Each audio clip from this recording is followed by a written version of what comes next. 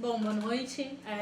Meu nome é Luciana Brito, eu sou professora de filosofia, doutora em educação aqui pela UFSC,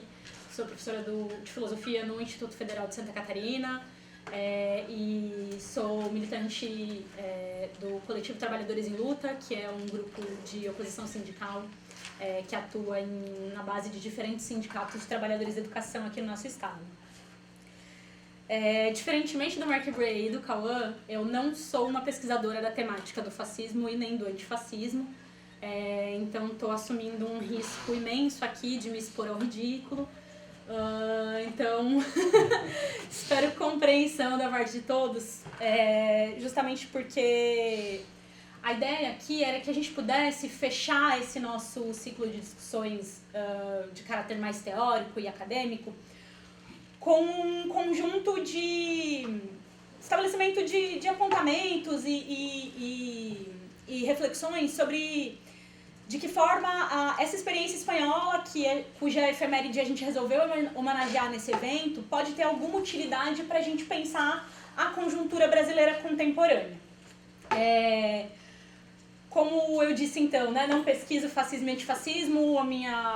meu campo aí de discussão é o campo do debate sobre estratégia, né, ao socialismo, então eu vou fazer essa discussão um pouco mais vinculada a essa questão da estratégia, da tática, de limites, né, problemáticas estratégicas que envolvem essa discussão na Espanha e na contemporaneidade. Se puder colocar o primeiro. E aí, fundamentalmente, para pensar a Espanha, eu tenho me apoiado aí nas contribuições do agrupamento Os Amigos de Durruti, em particular, né, ao apontamento que os Amigos de Durruti fazem num texto chamado Os Amigos de Durruti Acusam, de 39, em que eles fazem o balanço, né, sobre a derrota militar do anarquismo espanhol, mas também sobre a derrota estratégica, né, que o anarquismo sofre a partir de um balanço crítico das opções das direções senetistas. E aí, nesse sentido, eu começo citando, né, os companheiros da necessidade de que a militância, principalmente a militância revolucionária e as organizações de trabalhadores, façam seriamente o debate de crítica e autocrítica do processo espanhol, justamente, né, para fazer justiça, né, a tantos companheiros e companheiras que sacrificaram literalmente as suas vidas por essa nossa experiência revolucionária.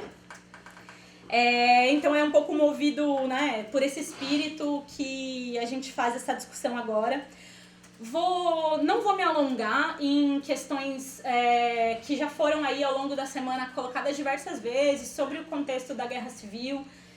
e da Revolução na Espanha. Vou me focar um pouquinho mais sobre analisar a questão das posições da CNT, dos seus diferentes agrupamentos, né, das diferentes tendências dentro da CNT, a respeito da temática da relação com o republicanismo, depois com a Frente Popular. Primeiro, assim, é importante lembrar que a CNT ela nunca foi, nem antes e nem depois da fundação da FAI, uma agrupação homogênea, politicamente, ideologicamente, né? Então, existiram pelo menos duas grandes tendências dentro da CNT a respeito de qual seria a posição frente à vitória do campo republicano nas eleições de 36. Que, inclusive, quem faz um estudo bem aprofundado disso, com bastante qualidade, é o Evandro Coutinho, na dissertação de mestrado dele, recomendo a leitura, em que a gente pode identificar aí uma divergência entre os chamados trentistas, né, os signatários do Manifesto dos 30, e o setor faísta, em que os trentistas viam com bastante otimismo, né, a vitória do republicanismo e a possibilidade de, a partir dessa vitória do republicanismo, ir alargando as conquistas da classe trabalhadora dentro dos marcos do Estado republicano e da democracia. E, por outro lado, os faístas, mesmo não sendo homogêneos entre si, viam com muito mais ceticismo essa vitória e alertavam, principalmente uma parte mais minoritária, né, composta ali pela tendência em torno dos Los Solidários, depois nos outros, alertando para o risco de esse aceno positivo para o republicanismo desdobrar-se em um conjunto de ilusões para a classe trabalhadora e para a direção sindical, principalmente uma ilusão de tipo reformista que poderia prejudicar o processo de desenvolvimento da consciência de classe do operariado espanhol e do campesinato espanhol que se organizava na CNT naquele momento e que vinha, né, em processo de ascenso, de desenvolvimento dessa consciência de classe num sentido revolucionário. Ali, naquele contexto, né, já de 36, a gente tem a polêmica, né, que inclusive o Felipe trouxe à tarde, que é a divisão aí dos grupos entre a posição de apostar prioritariamente no estabelecimento da ditadura libertária, que era um termo usado principalmente pelo Garcia Oliver, ou, né, colaborar com as forças republicanas para primeiro derrotar o fascismo e depois avançar nas tarefas revolucionárias. A decisão de colaborar com a República acaba se tornando, né, majoritária e que leva, né, a colaboração com o Comitê Central de Milícias Antifascistas. E aí, a discussão aqui é como essa ideia, né, de priorizar, de garantir a unidade antifascista para evitar um isolamento da CNT em um tensionamento em que a CNT, né, precisasse combater ao mesmo tempo, né, os falangistas, também a própria Frente Popular e e as diferentes forças internacionais, né, tanto do nazifascismo quanto do stalinismo, entender que essa opção ela implicou em um custo e que depois se mostrou bastante alto, né, para o nosso campo. Que primeiro, né, a colaboração com o Comitê Central de Milícias Antifascistas acabou gerando, né, o fortalecimento dos próprios setores republicanos, que diferentemente da CNT não fizeram a mesma questão assim de manter a unidade antifascista e foram paulatinamente, né, ampliando o seu grau de poder político dentro desse organismo e secundarizando ou cooptando as lideranças senetistas. E por outro, isso do ponto de vista político, né? E por outro lado também permitindo aí uma gradual recomposição das instituições de tipo estatal. É importante entender que no contexto do golpe, a reação imediata da classe trabalhadora, que permitiu a primeira vitória, né, contra o falangismo, justamente ela se deu naquele momento de desestruturação das estruturas de tipo estatal. E esse processo, né, da constituição, do fortalecimento do Comitê Central foi justamente um retrocesso desse avanço que estava colocado anteriormente, que não era somente militar, era também do ponto de vista da reorganização política, né, da redistribuição do poder naquele contexto. Com a ideia que a opção pela colaboração com a Frente Popular, ela implicou, de certo modo, um recuo da agenda revolucionária, né? E aí, pode passar, por favor? No sentido de que a unidade antifascista e que, bom, todo o conjunto, né, da base da CNT foi chamado a aderir a essa ideia, ela implicou a adesão indireta à perspectiva da própria Frente Popular, né, de subordinar a construção da Revolução Social à construção ou de tarefas do tipo da etapa democrático-burguesa, né, no sentido da tradição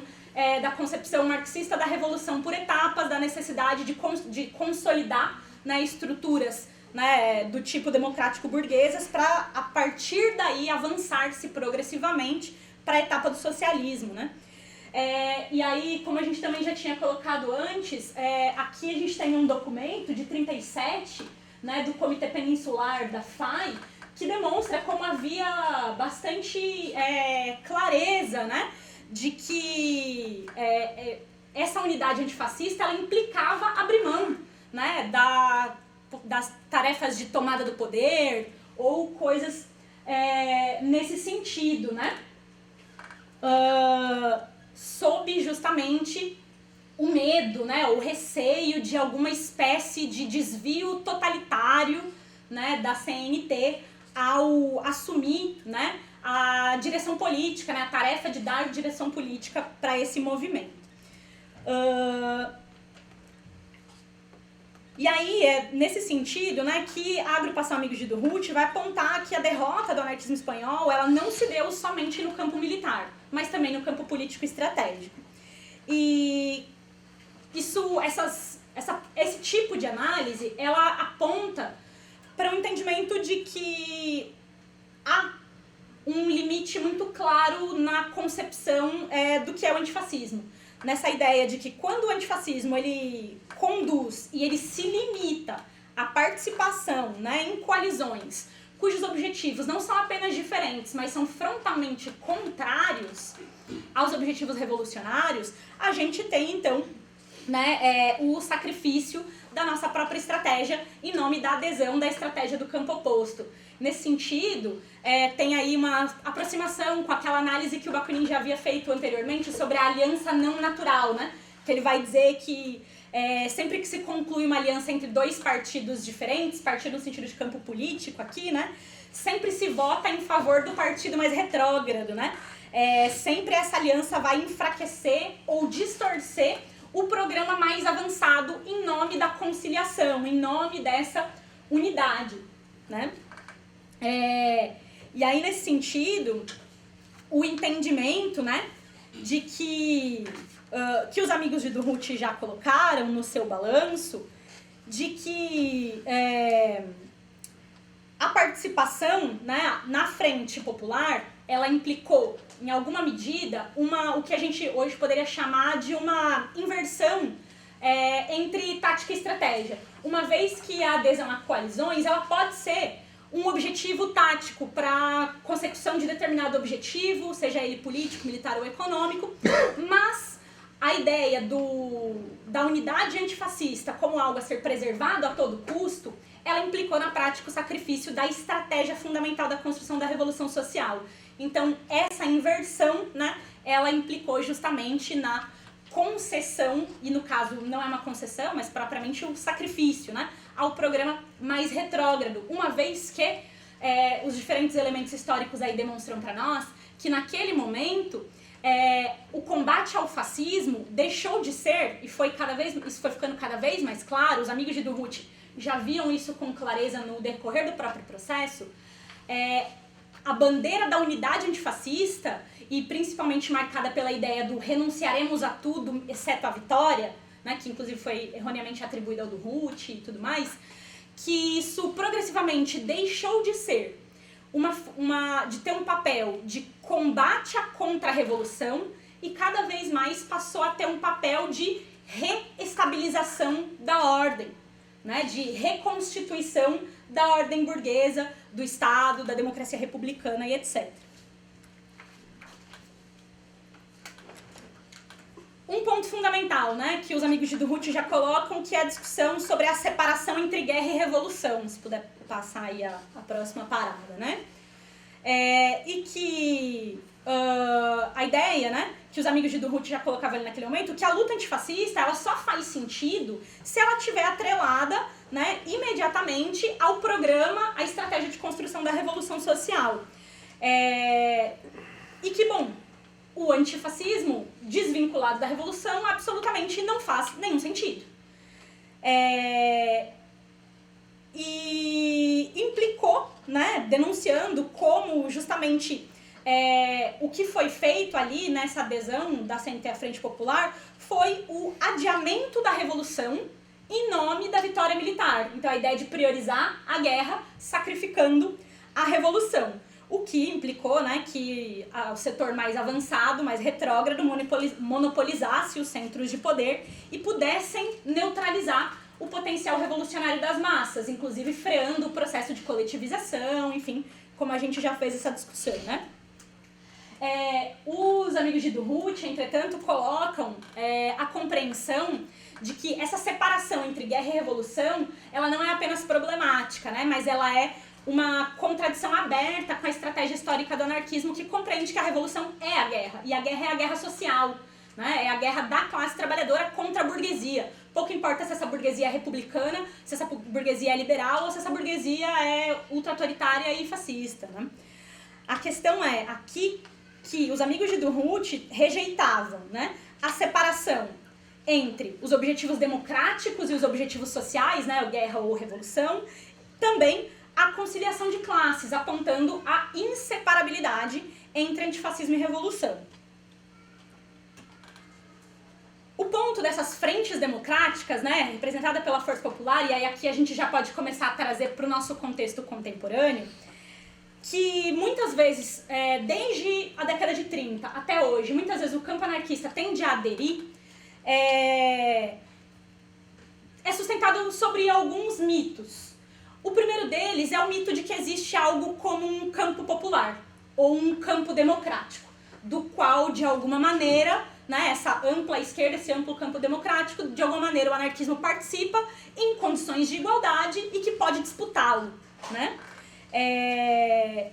Isso parte de uma noção muito vaga de pluralidade e de antissectarismo, que beira a ingenuidade mesmo, né? Porque esse tipo de visão ela tende a encobrir as correlações de força absolutamente desiguais e a divergência de projetos estratégicos, né? Qual que é o ponto, as problemáticas fundamentais que os amigos de Durruti apontam para nós desse tipo de construção, desse tipo de iniciativa? Primeiro, o reforço do Estado como agente protetor ou agente garantidor de liberdades ou direitos. Segundo, a ideia de que a democracia é um valor universal e que inclusive se coloca acima da luta de classes. E terceiro, o deslocamento, né, do terreno do conflito social, da luta de classes propriamente, para a disputa da institucionalidade, para o aprimoramento dessa institucionalidade que é necessariamente burguesa, portanto necessariamente contra-revolucionária. No Brasil hoje, isso está colocado muito claramente, né, quando setores da esquerda oficial, em particular sob a direção do PT, convocam, né, toda a classe trabalhadora e as organizações de esquerda a aderir e disputar esse amplo campo democrático, cuja constituição se baseia fundamentalmente na ideia, e inevitavelmente na ideia de aliança com a burguesia progressista. E no Brasil, essa burguesia progressista contém nomes como, por exemplo, Geraldo Alckmin, Alexandre de Moraes, que não esqueçamos, foi exatamente aquele que se organizou com o movimento Desocupa do MBL para espancar, torturar e ameaçar secundarista em 2015 em São Paulo. Além de pessoas como Milton Filho, né, que é CEO do Itaú, agora vai ser presidente da Febraban, e agora também a Cátia Abreu. Né, essa burguesia progressista que o PT convoca a gente a somar forças contra a ameaça fascista que, na verdade, é identificada como seu rival eleitoral, que é o bolsonarismo. O Merizia. Verdade. Camarada Merizia. Assim, então, primeira coisa, né? A crítica radical a essa aliança com a burguesia progressista, primeiro, né? A gente sofre uma chantagem ao fazer essa crítica, né? Porque qualquer espécie de crítica, e principalmente as críticas radicais, são imediatamente confundidas com sectarismo. Isso é um problema imenso, porque sem crítica não tem unidade. A base fundamental da unidade tem que ser justamente a crítica e a autocrítica. Senão, é chantagem. Outra coisa para problematizar, além do mito do campo popular, né, é a centralidade do fascismo no debate atual sobre conjuntura. E aí a gente tem um problema, né? Claramente, e a gente não está falando nem da história distante, do século XX para cá, mas a gente pode pensar na história muito recente, de 2013 para cá, como em diversos momentos, na boca, né, do Partido dos Trabalhadores e das suas caudas, a dita unidade antifascista, ela serviu como não apenas justificativa para a aliança com esses setores tradicionais da burguesia, mas também para a desmobilização de estratégias mais avançadas de enfrentamento da classe trabalhadora, seja nas ruas, né, seja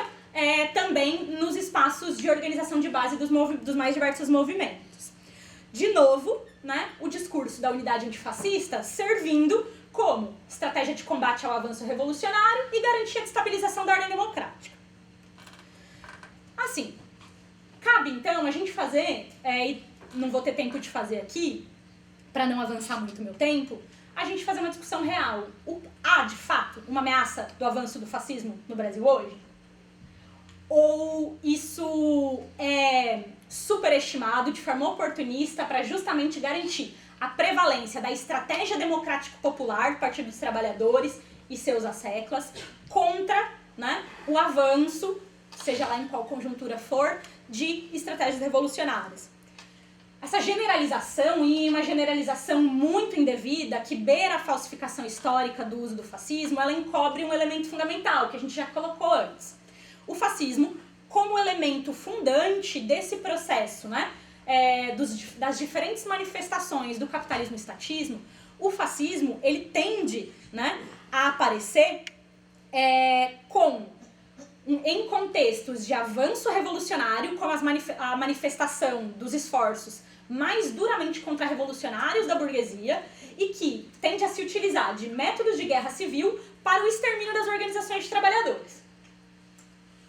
Não parece ser exatamente isso que está colocado no contexto hoje. Isso não significa negar que não hajam elementos proto-fascistas no discurso e na prática de alguns setores da extrema-direita brasileira.